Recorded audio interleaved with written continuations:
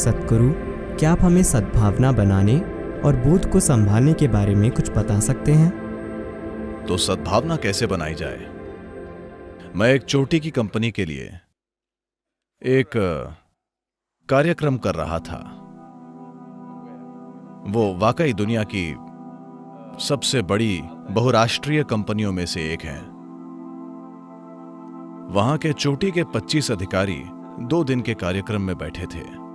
मेरे साथ 9 वॉलंटियर थे। ईशा फाउंडेशन पूरी तरह से वॉलंटियरों द्वारा चलाया जाने वाला संगठन है और ये 9 वॉलंटियर कार्यक्रम में सब कुछ संभाल रहे थे। और दूसरे दिन इनमें से एक अधिकारी ने मुझसे पूछा, सद्गुरु, आपको ऐसे लोग कहां मिलते हैं?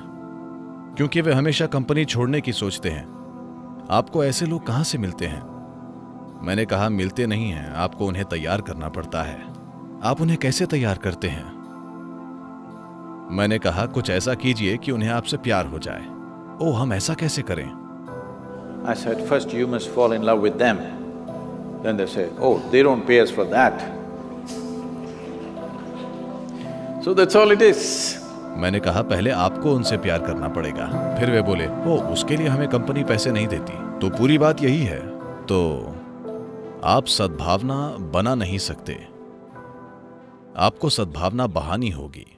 अगर आप इसे हर किसी को देते हैं तो ये कई तरीकों से आपके पास लौट कर आएगी, पर आपको इसकी चिंता नहीं करनी है कि आपके पास वापस आती है या नहीं। यही आपके जीने का तरीका होना चाहिए, इसे होने का तरीका होना चाहिए, ताकि आप स्वाभाविक रूप से हर किसी को अपनी हर उस चीज में शामिल कर लें जो आप हैं। कुछ उत्तर देंगे, कुछ उत्तर नहीं देंगे, और ये ठीक है, ये उनका चुनाव है। लेकिन जहां तक आपकी बात है, कोई विकल्प नहीं है। आप हर किसी के साथ प्रेम में पड़ गए हैं। उनके लिए वे फिर भी चुन सकते हैं, लेकिन कुछ समय बाद वे अपना चुनाव खो देंगे। उनके पास कोई विकल्प नहीं बचेगा।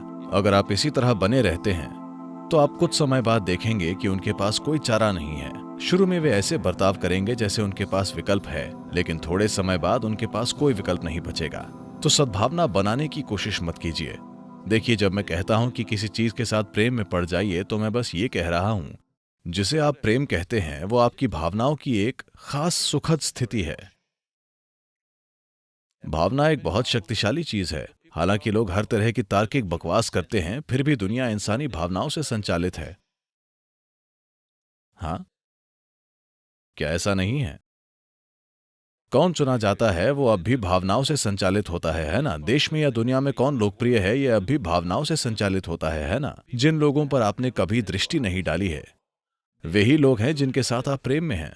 कृपया देखिए। हाँ, आप अमिताभ बच्चन को या तेंदुलकर को या ब्रैड पिट या किसी और को, शायद एंजेलिना जोली को देखते हैं। माफ कीजिए। आप उन लोगों के साथ प्रेम में हैं जिनको आपने कभी नहीं देखा है, क्योंकि आपकी भावना की प्रकृति यही है। तो भावना एक शक्तिशाली साधन है। तो अगर आप अपनी भावनाओं में लगातार मिठास बनाए रख सकते हैं, तो आप अपने आसपास की हर चीज के साथ प्रेम में होंगे। अगर आप ऐसे हैं तो लोगों के पास कोई चारा नहीं बचेगा। इसलिए ये कोई चाल नहीं है, ये होने का एक तरीका है, ये होने का एक बुद्धिमानीपूर्ण तरीका है। क्योंकि वे आपके प्रेम में पड़ते हैं या नहीं पड़ते हैं, आपका जीवन बहुत सुखद और मधुर होगा। कोई आपसे प्रेम करता है या नहीं, उससे कोई फर्क नहीं पड़ता।